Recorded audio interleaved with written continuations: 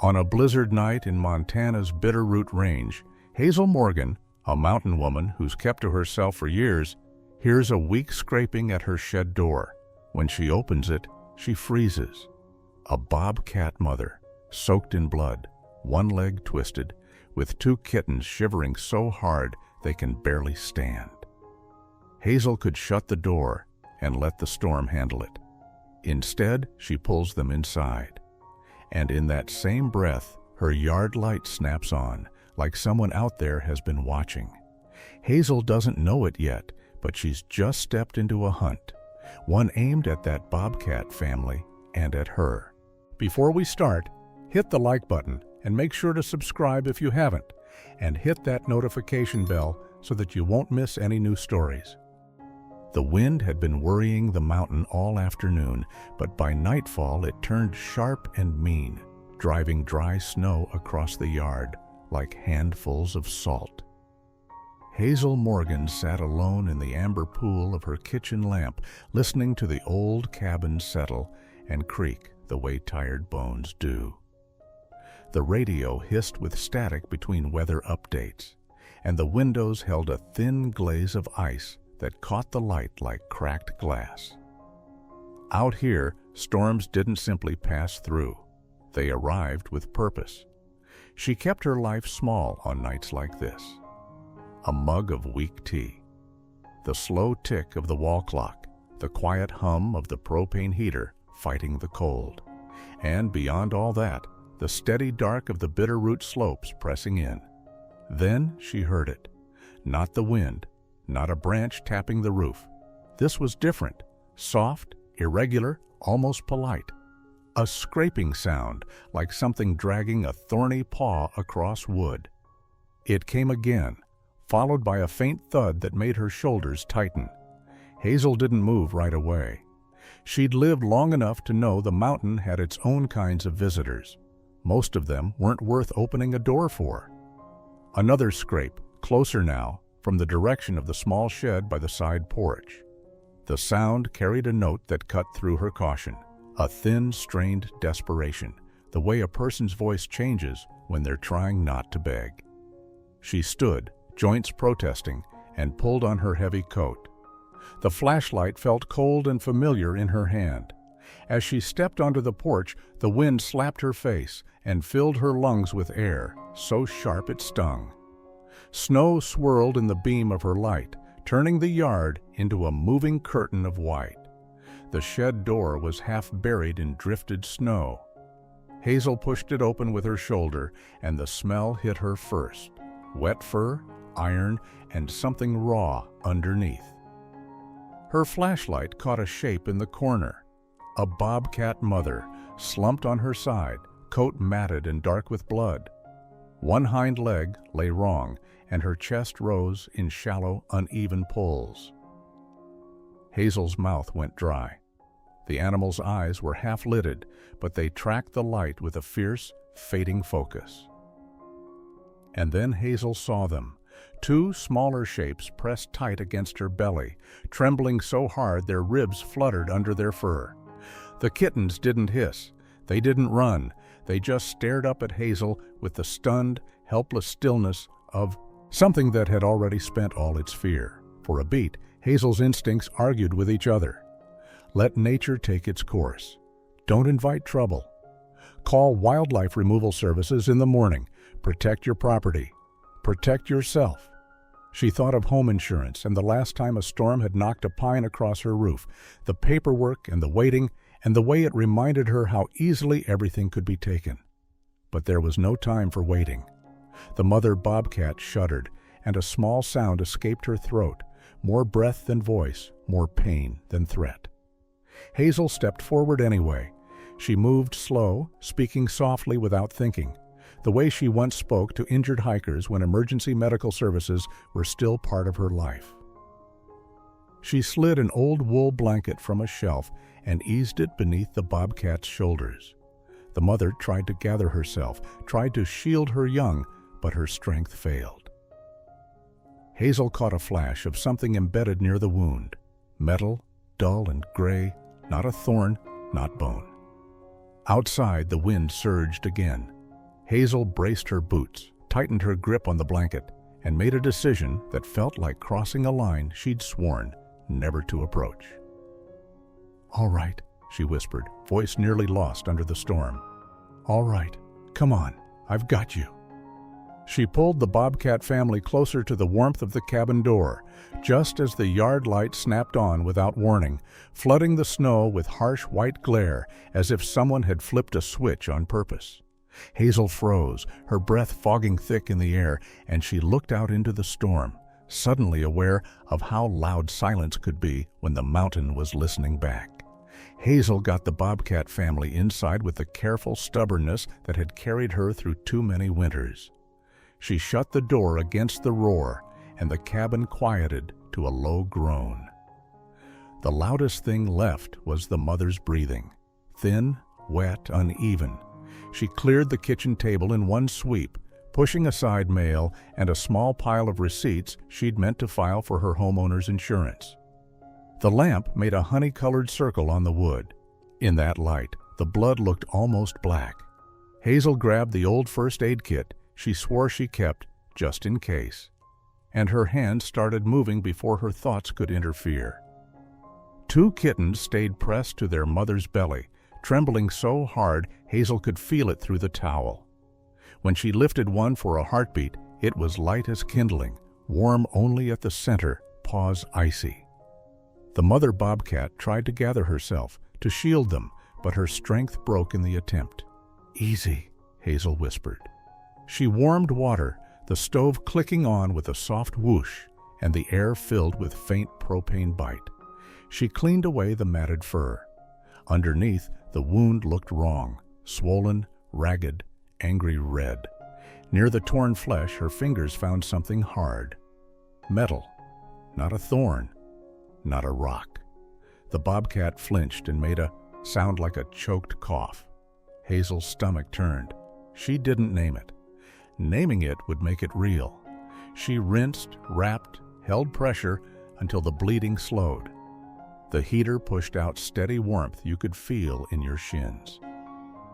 The mother's breath steadied by degrees, and Hazel sat back, hands slick, fingers aching from cold and effort. That was when the past stepped in close. A different storm. Headlights on wet road.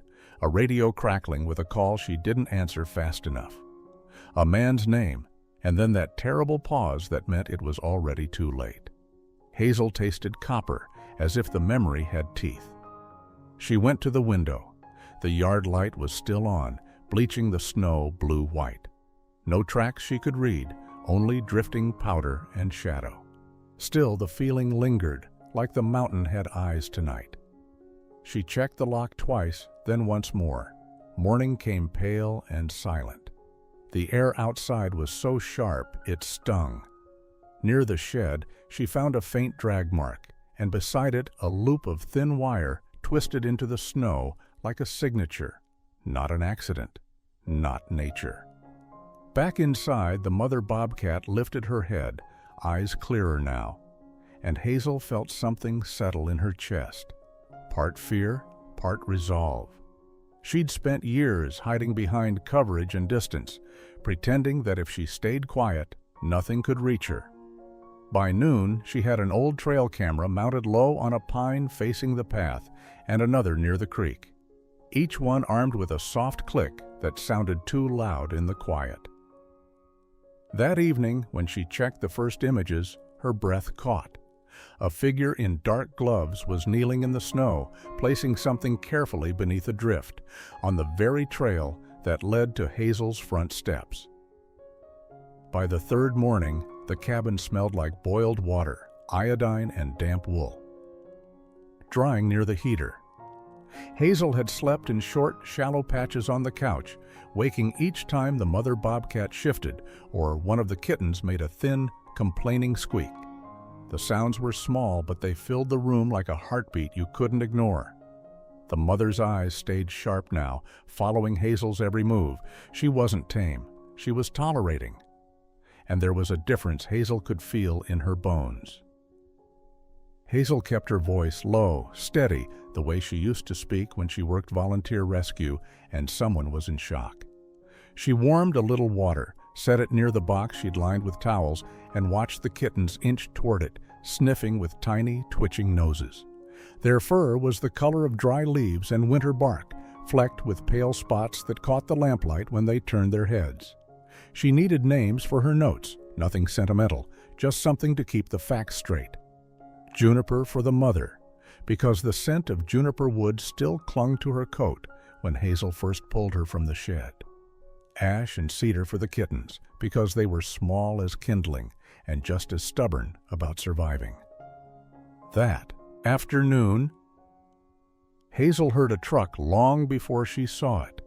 The sound rolled up the valley, low engine, a faint rattle, tires crunching old snow. It made Juniper's body tighten like a drawn wire. The kittens pressed flat, silent.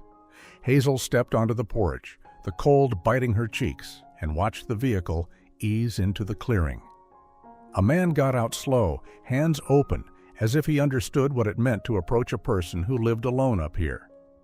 "Hazel?" he called, not loud, respectful. She recognized him from the few times she'd driven down for supplies. Caleb Brooks, mid-50s, weathered face, kind eyes that didn't try too hard. "I saw your yard light on the other night," he said. "Figured the storm might have done something." He held up a small paper sack and a plastic case. "Got some vet wrap, saline, and a couple things folks keep for ranch animals." "It's not much." Hazel didn't invite him in. She didn't explain. She just took the bag, feeling the weight of it in her hands, the simple human decency of it. For a second, it made her chest ache, in a way she hadn't felt in years. Caleb's gaze slid past her shoulder toward the door, then back to her face. "You got company?" he asked softly. Hazel didn't answer. She didn't have to. His jaw tightened. "Listen," he said, dropping his voice. "Don't call the county deputy about anything up here. Not yet. Something's been off." He looked out toward the trees, as if the timber might repeat his words. "A fellow I know, grown man, not reckless. He went poking around after he found a line of wire snares. Next week his place was empty. Truck still there. Coffee cup on the counter. Just gone." Hazel felt the cold move inside her coat. "Who would do that?" she asked, and hated that her voice sounded thin. Caleb didn't shrug. He didn't pretend. "People with money," he said. "People who want the mountain quiet." When he drove off, the silence that followed wasn't peaceful. It was watchful. Later, Hazel walked down to her own truck to check the trail camera cards in the glove box. The sky was the color of dull pewter, and the wind carried that clean, metallic scent that comes before another storm. As she reached for the door handle, she stopped. A piece of paper was tucked under the wiper blade, damp at the edges. No name, no stamp, just block letters in dark ink. "Don't play hero. This mountain is being cleaned." Hazel's fingers went numb around the note. For a moment, she thought about all the ordinary things people worry about: home insurance claims, retirement planning, staying invisible so life stays manageable. Then she heard a soft scrape inside the cabin, Juniper shifting, and the smallest kitten let out a sound that was half hunger, half fear. Hazel folded the note once, neatly, and slid it into her pocket like evidence. She didn't feel brave. She felt awake. Snow fell again, not in fat, pretty flakes, but in a thin, steady grit that skated across the ground and slipped into the cuffs of Hazel's gloves. The world had gone quiet, the way it does when the air is cold enough to swallow sound. Even the creek seemed muted, its usual chatter reduced to a dark, slow gurgle under a skin of ice. Hazel followed the drag marks she'd seen the day before, moving carefully so she wouldn't cover what little evidence the storm hadn't erased. The pine needles underfoot were damp and sharp-scented, and each step made a soft crunch that felt too loud in the stillness. 20 yards off the trail, she found another loop of wire, thin, silver gray, twisted with a practiced hand. The kind of thing that didn't belong to a careless amateur. She kept walking. Another snare, then another, spaced like someone was laying out a plan, not taking a chance. Hazel's throat tightened with a familiar old anger, the kind she'd packed away with her rescue gear years ago. This wasn't the mountain being the mountain. This was someone deciding what lived and what didn't. Back at the cabin, Juniper watched her from the shadowed corner near the heater. Her coat had begun to dry into its natural colors, rust and smoke and winter brown, though the wounded side still looked swollen beneath the wrap. The kittens were stronger now, wobbling on their legs like little drunks, noses lifted to every smell in the room. When Hazel knelt, Cedar pressed his head into her sleeve for half a second, and the warmth of that small weight went straight through her ribs. Hazel should have called someone. That was the sensible thing, but sensible had a way of turning into paperwork and waiting and people shrugging. She'd seen that side of it too, back when she still believed systems always worked. She thought about the way folks down the mountain talked, about home insurance claims denied after storms, about retirement planning that never quite stretched far enough, about a neighbor who'd needed an emergency medical services helicopter once and ended up arguing with a billing office like it was a personal injury attorney's case. Out here, you learned fast. What mattered most was what you could prove. So Hazel drove down to town for the first time in weeks.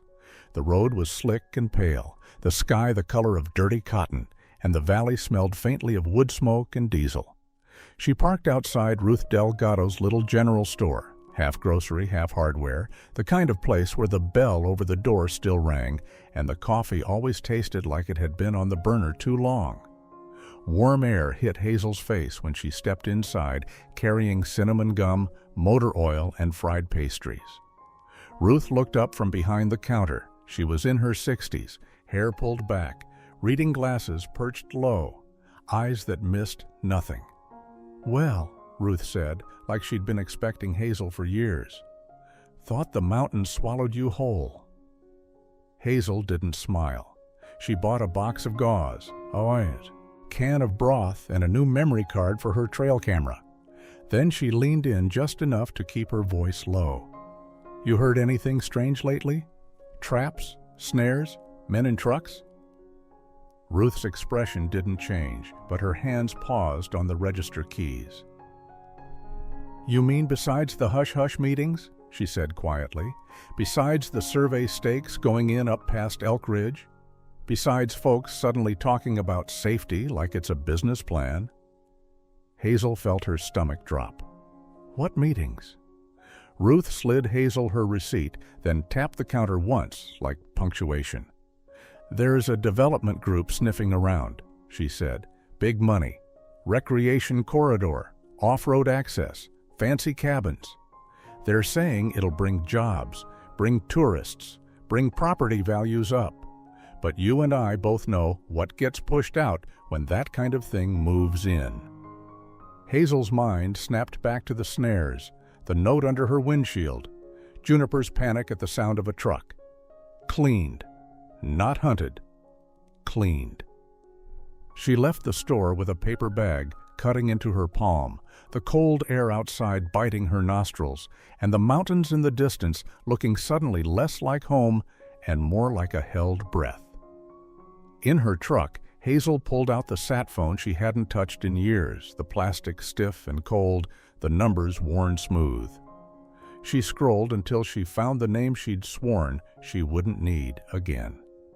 Dr. Irene Walsh. The call connected with a faint crackle. Irene's voice came through steady, older, still sharp. "Hazel Morgan," Irene said, and the way she spoke her name felt like a hand on a shoulder. "Tell me what you've done." Hazel told her about the Bobcat mother, the kittens, the metal, the snares, the warning. There was a long silence on the line, and Hazel could hear Irene breathing, slow and careful. Then Irene said very softly, "Hazel, there have already been 2 case files tied to illegal snare lines in that range. 2 grown men, and both ended badly. If you're in this now, you need to understand something." Hazel gripped the phone until her knuckles ached. "They won't leave you alone," Irene said. "Not once you've seen what they're doing." The warning didn't arrive with sirens or shouting. It came the way bad news often does, quiet, ordinary, folded into a moment that should have been harmless. Hazel found the envelope at her doorstep just after dawn, sitting on the rough porch plank where the snow couldn't quite reach. No stamp, no return address. The paper looked dry, but felt strangely warm, as if it had been in someone's pocket. She carried it inside, set it under the lamp, and stared at it long enough to hear the clock tick louder. Inside was a single slip of paper.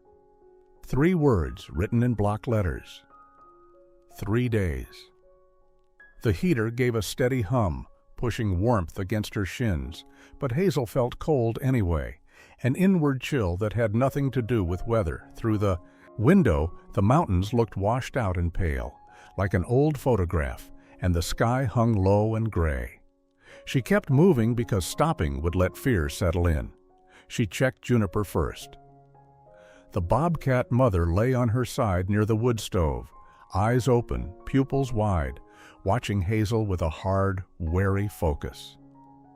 The kittens, Ash and Cedar, were stronger now, wobbling on their feet, noses pressed to everything, their small bodies smelling faintly of milk and damp pine.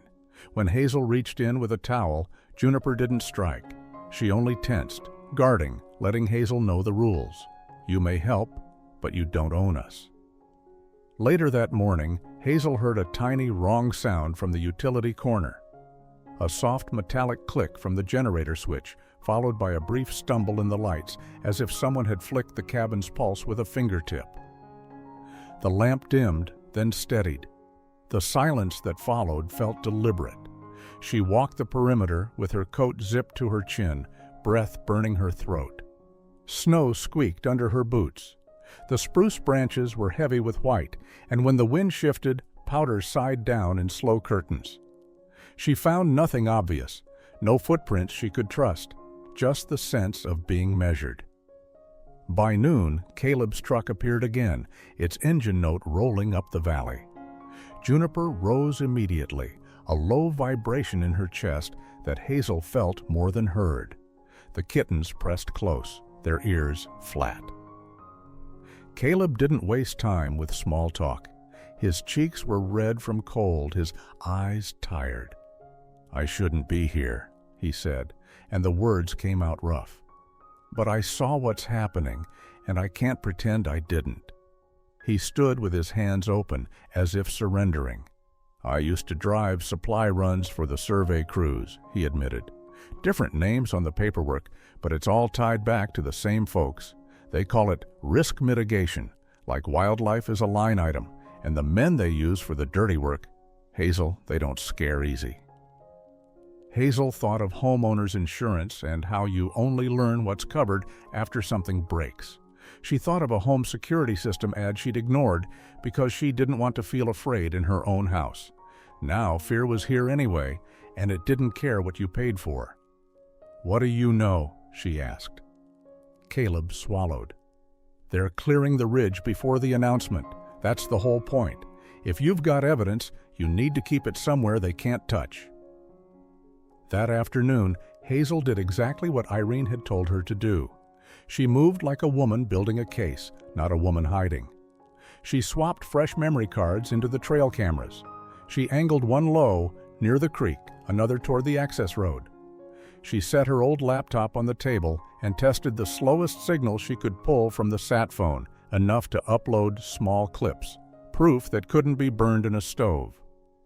When dusk fell, Juniper paced once, twice, then stopped and stared toward the dark window as if she could hear something Hazel couldn't. The kittens went still. Hazel followed her gaze and felt her stomach drop. Outside, fixed to a tree across the yard, was a small black camera pointed straight at her bedroom window. New, clean, and watching. The camera on the tree stayed there through the day, a small black eye aimed at Hazel's cabin like it had every right. By late afternoon, the sky had turned the color of dirty wool, and the wind carried that thin, electric smell that made her teeth feel tight. Hazel didn't go outside again until she had to. She kept the curtains drawn, moved quietly, and listened to the ordinary sounds of her home as if they were signals. Juniper barely blinked. She stayed between the kittens and the room, shoulders squared, ears turning at every creak in the walls. Ash and cedar were pressed close to her belly, warm now, fed, but still quick to freeze whenever the floorboard sighed. Just after sunset, the lights flickered once, orange, twice, then steadied. Hazel held her breath anyway. She'd seen this sort of thing before on rescue calls, when a blizzard rolled in and the first warning was always the same: the house pretending everything was fine. A minute later, the lamp cut out completely. The silence that followed felt thick, almost oily. The heater's hum faded. The refrigerator gave a final soft click and went quiet. For a moment, Hazel could hear nothing but her own breathing and the faint, restless scrape of Juniper's claws against the floor. Then came a sound from outside, low and final. A heavy thud near the generator shed, like someone had kicked metal with a boot. Hazel grabbed her flashlight and moved down the hall, each step careful on the dark boards.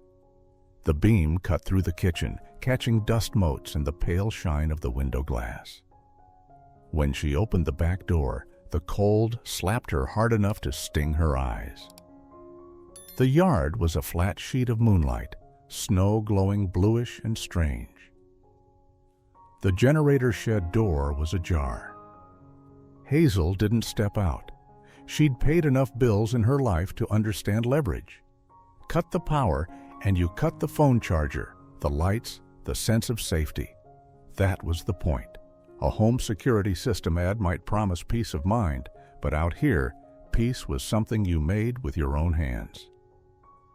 A vehicle engine rolled in from the tree line, slow and confident. Headlights swept the yard, then dipped away. A man's silhouette crossed the snow like he owned it. He stopped just beyond the porch light's reach. "Evening, Hazel," he called, voice calm, almost friendly. "No need to be nervous." Hazel kept her voice steady. "Who are you?" The man stepped forward until the flashlight caught his face. Mid-40s, clean-shaven, jacket too nice for this weather, eyes flat as river stones. "Trent Voss," he said. "I handle security for a project. We're trying to keep things orderly up here." He held up a folder, the pages inside stiff and official-looking. "Permits," he said. "Animal Control Authority. Liability. You know how it is. If someone gets hurt, it turns into homeowners' insurance claims and phone calls and paperwork that never ends." Hazel felt her jaw tighten. "Those papers don't mean you can cut my power." Trent smiled like she'd said something quaint. "The generator was a safety hazard," he said. "We fixed the problem." He took a step closer, lowering his voice. "Look, I'm not here to fight. I'm here to offer you a clean exit. $75,000. You leave for a week, maybe 2. Stay in a nice hotel. Think of it like a retirement planning bonus. When you come back, we'll all pretend none of this happened." In the dark behind Hazel, Juniper made a low sound, not loud, but deep. A warning. Hazel didn't look back. "No," she said. Trent's smile thinned. "That's stubborn," he said, and for the first time, his voice sharpened. "But don't confuse stubborn with safe." Hazel swallowed and made herself move. She turned away from him and walked down the narrow hall toward the back storage room, toward the hidden latch that led to the rocky cleft behind the cabin. She was shaking, not from cold, but from the weight of choosing to stand still when every instinct screamed to disappear. Juniper followed, limping but determined, nudging the kittens forward. At the threshold of the hidden door, Hazel paused, expecting the bobcat to bolt into the night. Instead, Juniper turned back toward the front of the cabin, shoulders rising, body angled like a shield between Hazel and whatever waited outside. Trent's voice carried through the dark, close now. Too close. "You think you're hiding them," he said, almost amused. "We saw them the very first night." Hazel's mind went painfully clear, the way it used to on old calls when someone's life depended on simple steps in the right order. Trent's words hung in the dark like smoke. "We saw them the first night." Not a guess, a certainty. She eased her palm against the hidden door frame, feeling the cold grit of the rock seam, and listened. Outside, boots crunched through crusted snow in a slow circle around the cabin. Somewhere, a truck door shut with a hollow slam. Juniper's body stayed tight, angled toward the front room, her breath coming in short, guarded bursts. The kittens pressed into her flank, warm and alive, their small ribs fluttering under Hazel's fingertips. Trent spoke again, closer now, as if he were standing on her porch. "You can do this the easy way, Hazel, or the hard way." Hazel didn't answer. She moved Juniper and the kittens deeper into the narrow passage behind the pantry wall, where the air smelled of damp stone and old cedar boards. She'd hidden there before, years ago, when she still worked volunteer emergency medical services and a rescue training exercise had gone wrong. It wasn't comfortable, but it was quiet. A beam of light sliced under the pantry door. Then another. The sound of drawers opening, the scrape of a chair on the floor, the casual rummaging of men who thought the night belonged to them. Hazel felt the sat phone heavy in her coat pocket. The plastic was cold, the edges sharp. Earlier, she'd set everything in motion the way Irene told her. Short uploads, timestamps, coordinates, all stored off-site in cloud storage so nothing could be lost in a cabin fire or a smashed laptop. She'd even clipped a small recorder inside the kitchen drawer, not for drama, but for legal advice later, the kind you only appreciate when you're trying to prove what happened. A sudden yowl split the passage, high, frantic, unmistakable. One of the kittens. Hazel's heart jerked. She lunged forward, but the sound moved away, muffled, as if swallowed by fabric.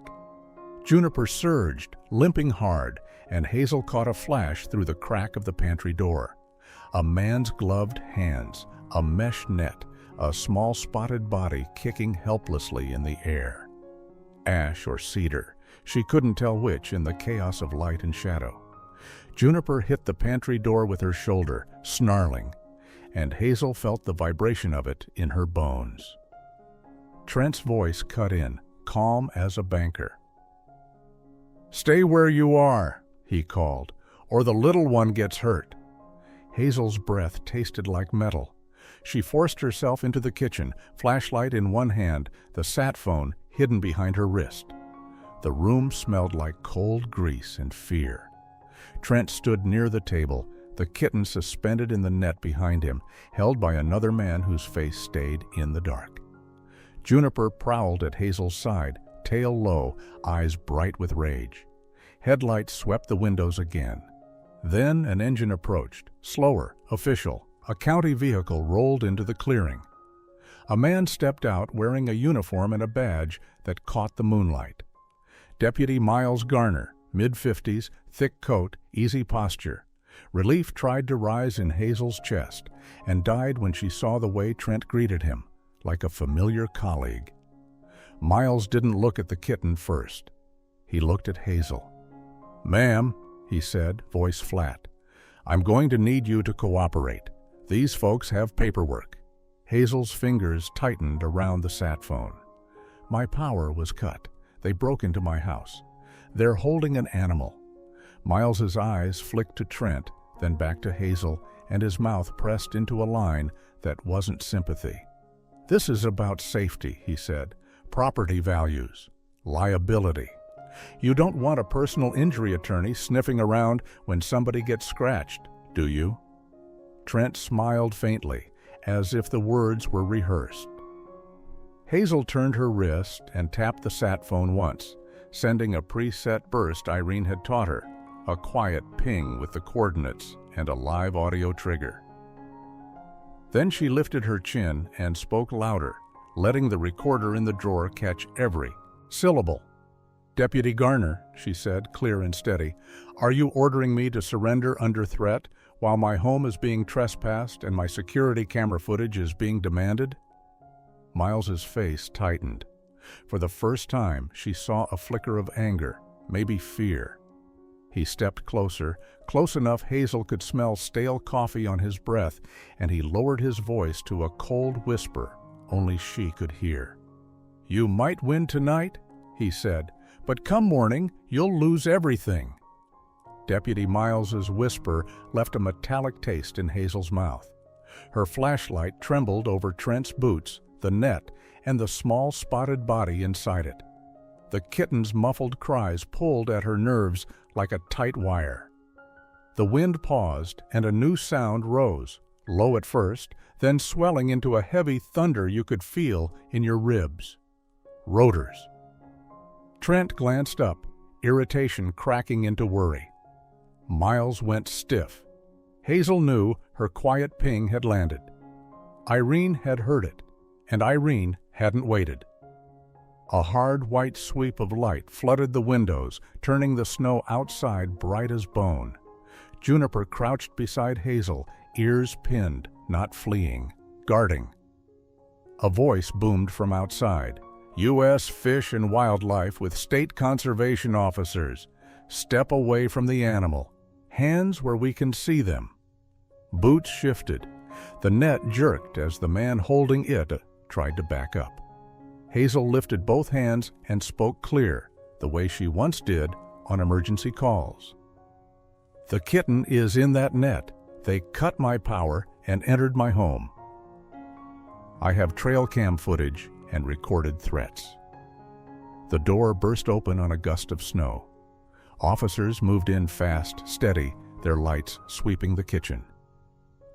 "Trent Voss," one said, "you're under arrest for illegal trapping activity, trespass, and interference with a wildlife investigation."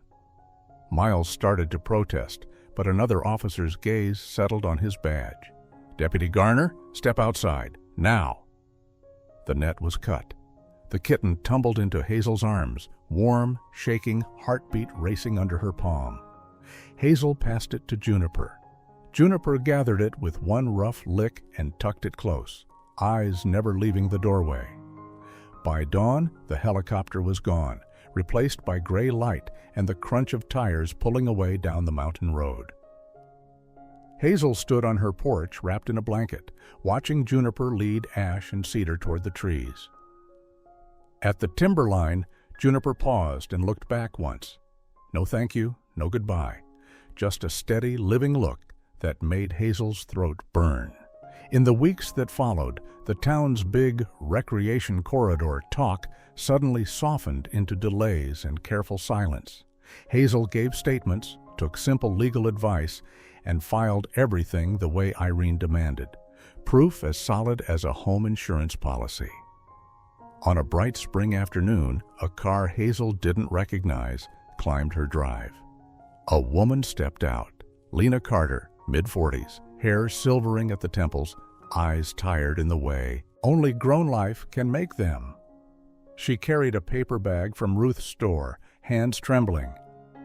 "I thought you forgot how to let anyone in," Lena said. Hazel's voice came out rough. "I did, for a long time." She looked past Lena to the hills, green returning in patches. Then a dying Bobcat family showed up at my door, and I couldn't close it. Lena nodded, and Hazel felt something inside her loosen. Fear, guilt, the old hard knot of loneliness. Retirement planning and bills would still be there tomorrow, but tonight the quiet finally felt like peace. Sometimes the things we save end up saving us right back. Thank you for joining us on this journey. Before you scroll away, tell me this. Do you believe a bond like theirs could really exist? If this story touched your heart, drop a 1 in the comments so I know you're still with me. And don't forget to subscribe, because the next story might just remind you that sometimes the wild loves us back in ways we'll never forget.